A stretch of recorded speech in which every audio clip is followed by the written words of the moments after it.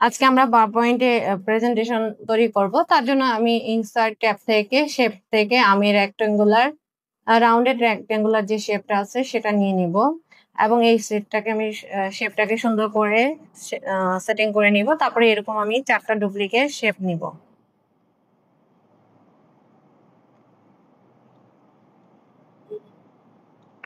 চারটা duplicate shape নিব এবং এখানে আমি ছোট ছোট আরো 4টা শেপ নিব। তার জন্য আমি ইনসার্ট থেকে শেপে যাব, শেপ থেকে আমি রেক্টেঙ্গুলার শেপ নিব, এরকম 4টা ছোট ছোট শেপ নিব।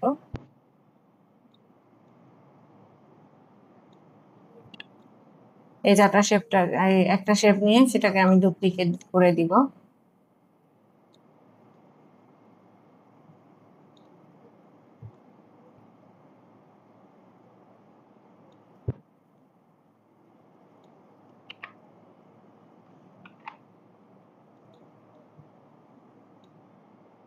এগুলোকে সুন্দর করে আমি বসাবো।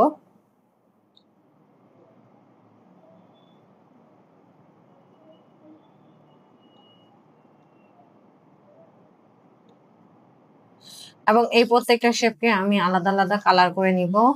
তার জন্য আমি এখানে যাব, মোর কালার থেকে আমি স্ট্যান্ডার্ড কালার থেকে আমি কালারগুলো সিলেক্ট করে নিব।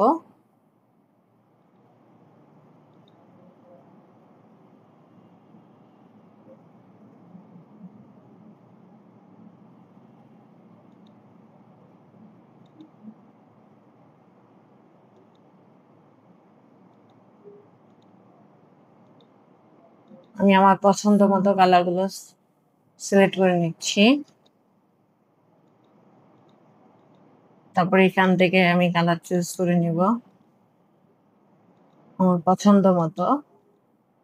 তারপর এই কালারগুলোকে এই কালারের সাথে ম্যাচ করে নিয়ে আসবো। তার জন্য আমি এটাকে সিলেক্ট করে ফিল কালারে গিয়ে আইড্রপার টুলটা নিয়ে আমি এই কালারগুলোকে সেট করে নিব।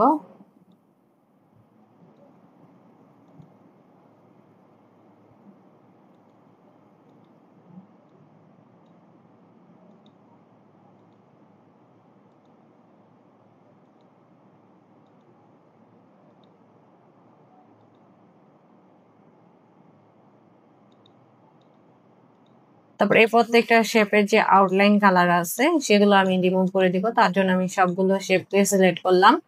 করার পর শেপ আউটলাইন থেকে আমি নো আউটলাইন করে দিলেই কিন্তু সবগুলো শেপ চলে যাবে। এবং এই দুটা শেপকে আমি কি করব, গ্রুপ করে দেব।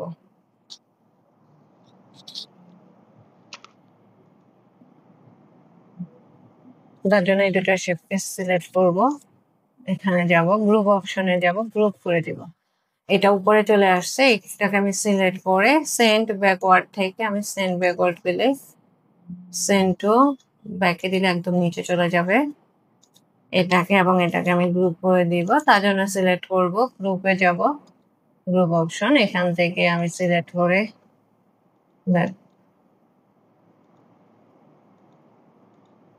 এটাকে এবং এটাকে আমি সিলেক্ট করে গ্রুপ করে দিব। গ্রুপ করার পরে আমি এখানে ব্যাক করে দিব। এটাকে আমি সিলেক্ট করে গ্রুপ করে দিব। তাহলে আমার সবগুলো গ্রুপ হয়ে গেছে। এখন আমরা আইকন নিব। তো ইনস্টার থেকে আমি আইকনে যাব, আইকন থেকে আমি আমার পছন্দ মতো আইকন গুলো চুজ করে নিব। সর্বপ্রথম আমি এই আইকনটা সিলেক্ট করে নিচ্ছি। তারপরে হচ্ছে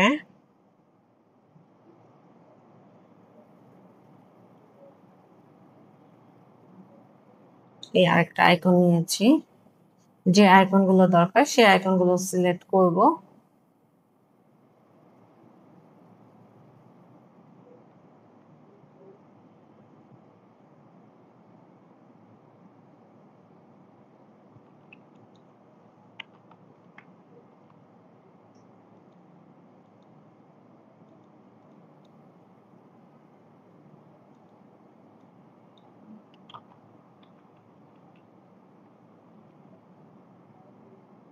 আমি আমার আইকন গুলো চুজ করে নিলাম, তারপরে ইনসার্টে গেলাম, আইকন গুলো এখানে সব সেট হয়ে গেল।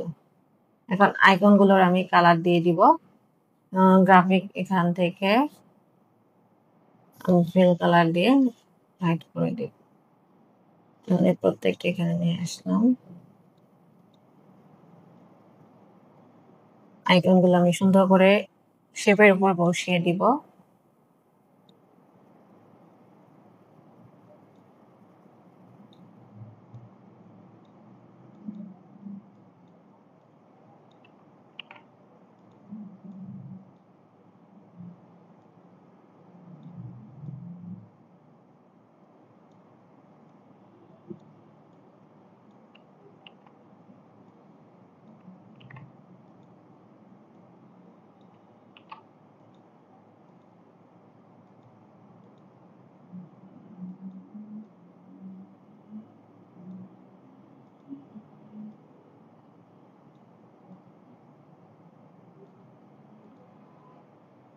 এখন আমি এটাকে ডুপ্লিকেট করব।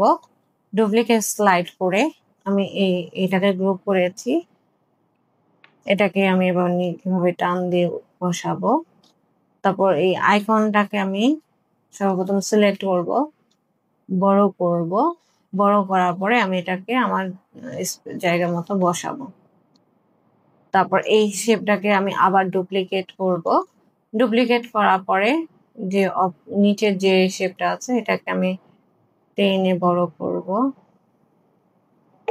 বড় করার পরে আমার যে আইকনটা আছে এটাকে আমি ডিলিট করে দিব। এই আইকনটাকে আমি বড় করব। বড় করে এটাকে আমি জায়গা মতো বসাবো। তারপরে এই শেপটাকে আবার আমি ডুপ্লিকেট করব। ডুপ্লিকেট করার পরে যে শেপটা আছে এটাকে আবার টেনে বড় করব। বড় করার পর এটাকে আমি সিলেক্ট করে ডিলিট করে দিব। আর এটাকে আমি টেনে বড় করব। বড় করার পর এটাকে আমি আবার আগের আইকনের জায়গায় বসাবো। এই স্লাইডটাকে আবার ডুপ্লিকেট করব। ডুপ্লিকেট করার পর এটাকে আমি টেনে বড় করে দিব শেপটাকে, এবং এই আইকনটাকে আমি সিলেক্ট করে ডিলিট করে দিব। এই আইকনটাকে আমি বড় করব। বড় করে আমি এভাবে বসাবো। তারপরে আমি এখানে কিছু টেক্সট দিয়ে দিব। সেখান থেকে আমি ইনসার্ট যাব, টেক্সট বক্সে যাব। টেক্সট বক্স সিলেক্ট করলে আমার এখানে টেক্সট বক্সটা চলে আসবে। এখানে আমি আমার লেখাগুলো লিখবো।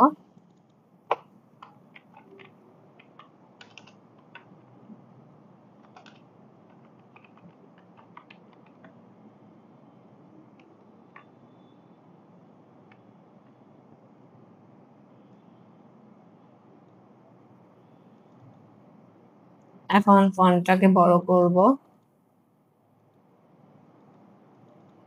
প্রজেক্ট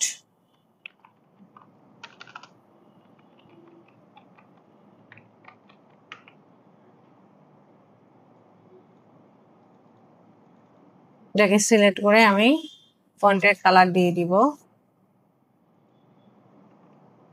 বোল্ড করব, উপরটাকে আমি বোল্ড করব।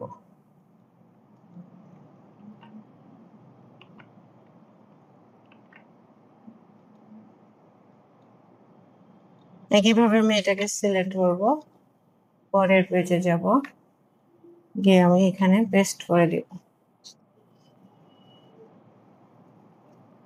তারপরে আমি এটাকে সিলেক্ট করব, এখানে যাব, গিয়ে আমি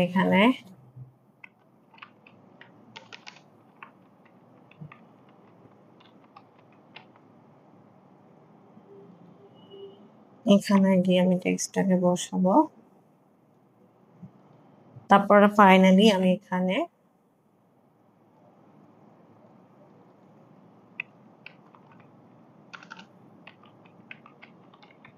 লেখাটা বসিয়ে ফেলবো। তারপর আমি এখানে ট্রানজিশন থেকে মোর ট্রানজিশনটা দিয়ে অ্যাপ্লাই করব। তারপর এটাকে অ্যাপ্লাই টু অল করে দিব, সবগুলোতে অ্যাপ্লাই হয়ে যাবে।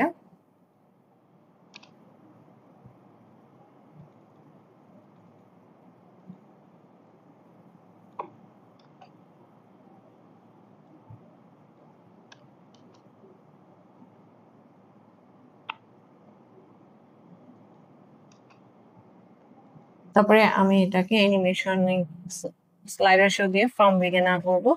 আমার স্লাইডারটা তৈরি হয়ে গেছে। এভাবেই আমরা কিন্তু খুব সহজে আমরা স্লাইডার তৈরি করতে পারি।